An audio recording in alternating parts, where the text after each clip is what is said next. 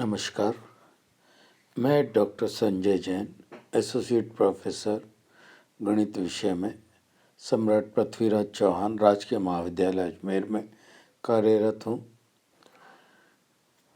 अभी हम transportation problem पर या परिवहन समस्याओं पर 5 लेक्चर पूर्व में दे चुके हैं, जिसपे हमने 3 method, north west corner, Vogel approximation और मैट्रिक्स मिनिमम मेथड पे एक एग्जाम्पल हमने किए थे और इसका इंट्रोडक्शन मैथमेटिकल फॉर्मूलेशन पहले किया था।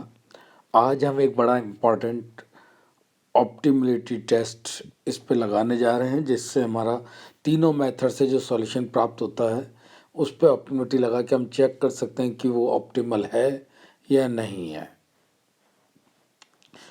ओके,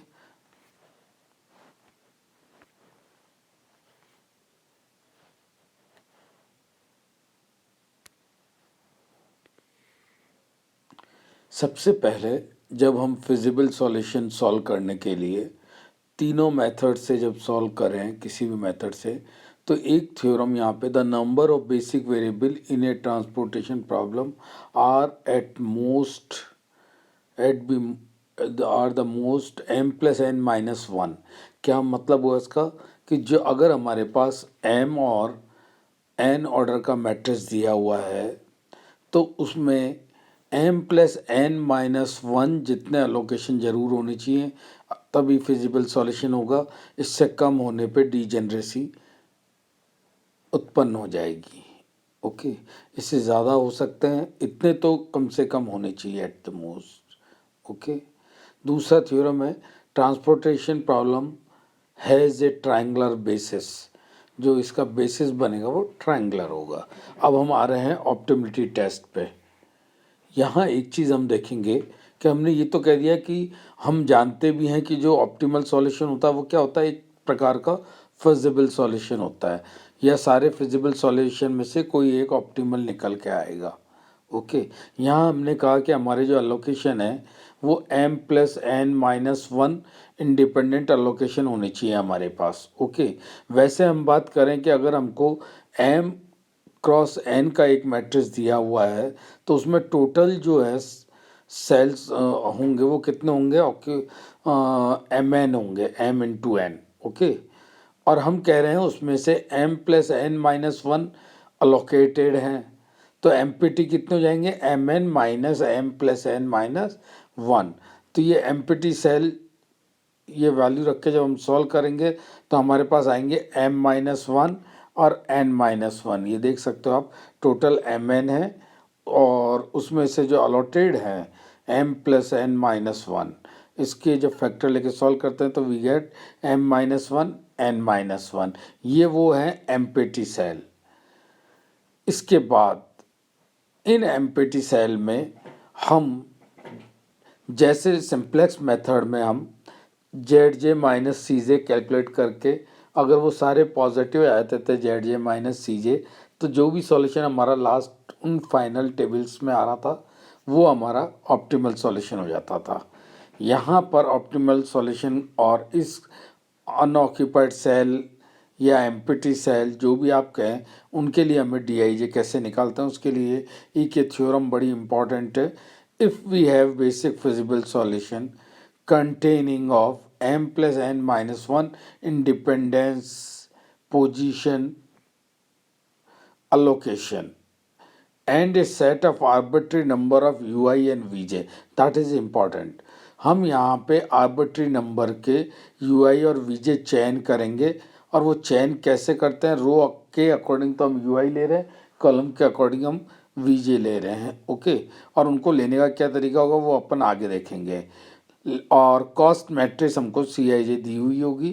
तो जो खाली सेल हैं या एम्प्टी सेल है उनके लिए जो फॉर्मूला दिया जाता है वो इससे दिया जाता है, D I J is equal to C I j cost उस सेल की। मान लिया यहाँ 1 1 है तो 1 1 वाली, 2 2 है 2 2 वाली, 1 2 है 1 2 वाली।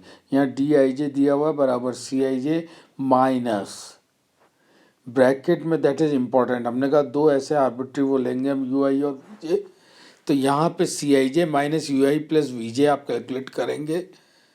ब्लैंक सेल के लिए या नॉन एम्प्टी एम्प्टी सेल के लिए आप कैलकुलेट करेंगे D I J is equal to C I J minus U I plus V जे।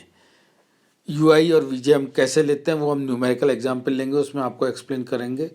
और यहाँ ये ज़रूरी है कि हमारा ये डी आई जे कैसा होना चाहिए, अगर पॉजिटिव आ जाता है तो जिस भी सॉल्यूशन पे हम अप्लाई कर रहे हैं, चाहे वो फिजिबल है या एक बार इम्प्रूव्ड हो चुका है या 2 बार इम्प्रूव्ड हो चुका है, जब तक ये डी आई जे पॉजिटिव नहीं आते हैं हमारा ऑप्टिमल सॉल्यूशन नहीं मिलता है।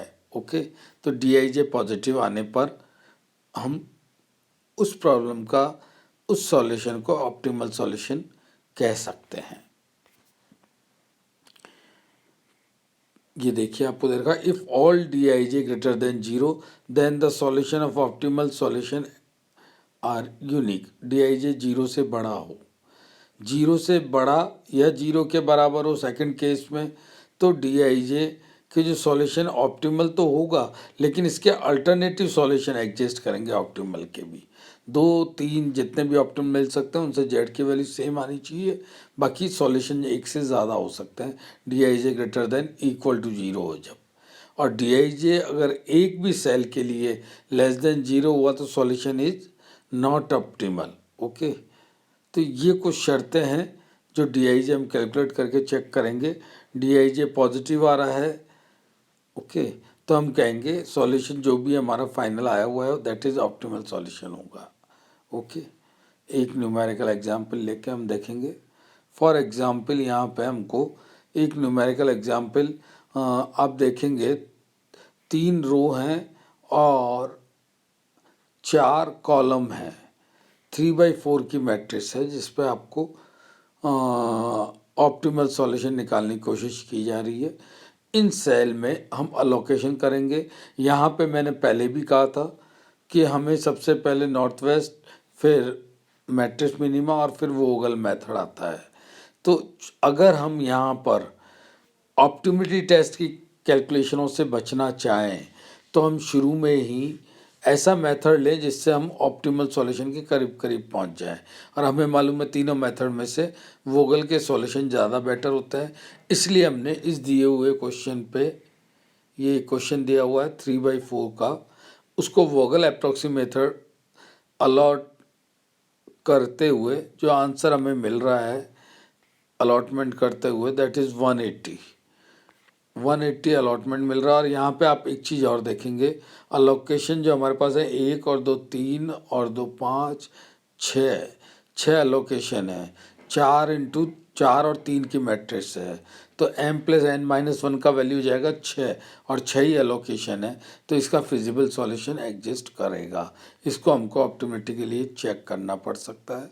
हमने यहाँ पर जो सबसे इम्पोर्टेंट बात है, हम यहाँ पे 2 सेट लेते हैं यू आई और वी जे के।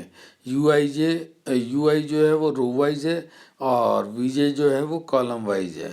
रो वाइज यूनिट में आप यू आई और वी जे कोई एक यू आई या वी जे आप चयन कर सकते हैं जिसको 0 रखेंगे, बाकी वैल्यूज़ के साथ जो ऑक्यूपाइड सेल है उनके साथ सी आई जे, और वो यूज़ करके हम ब्लैंक सेल के यू आई वी जे का वैल्यू निकाल सकते हैं। एक और ट्रिक यहाँ हम बताना चाहते हैं जिससे ऑप्टिमिटी टेस्ट जल्दी होगा, वो कुछ भी नहीं है। अपना जो आपको अलोकेशन हो गया है उसमें m+n-1 आपने चेक कर लिया है, चेक करके खाली सेल जो हैं उनके लिए हम डी आई जे कैलकुलेट करेंगे। लेकिन यू आई वी जे पहले कैसे मानेंगे हम, रो या कॉलम में जिसमें सबसे ज़्यादा अलोकेशन हुए हैं, अगर रो में हुए हैं तो उस यू आई को 0 के बराबर रख लीजिए, और अगर कॉलम में कोई ज़्यादा 0 हुए हैं तो उस कॉलम के वी जे को 0 रख लीजिए। एक बार 0 आपको रो वाइज एक बार कॉलम वाइज देने के बाद आई थिंक आप सभी सेल्स का कैलकुलेशन कर सकेंगे खाली सेल के लिए।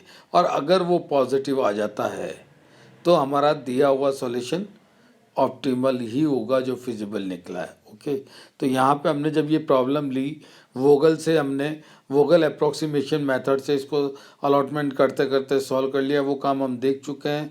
तब इसकी जो वैल्यू आ रही है दैट इज़ ₹180 आ रही है इस डेटा की।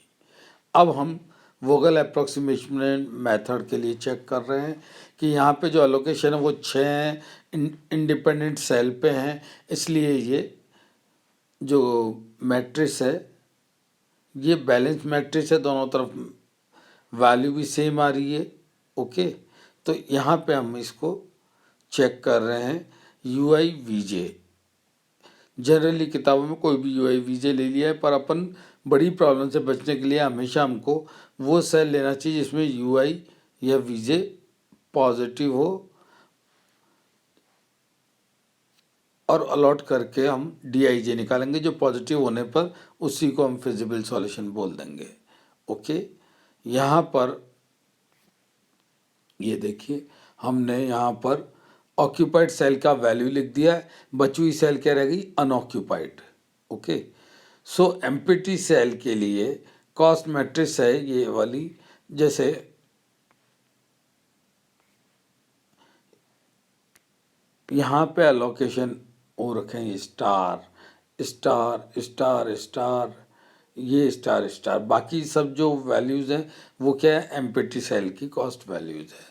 तो ये हमने कॉस्ट वैल्यू ले ली एम्प्टी सेल की।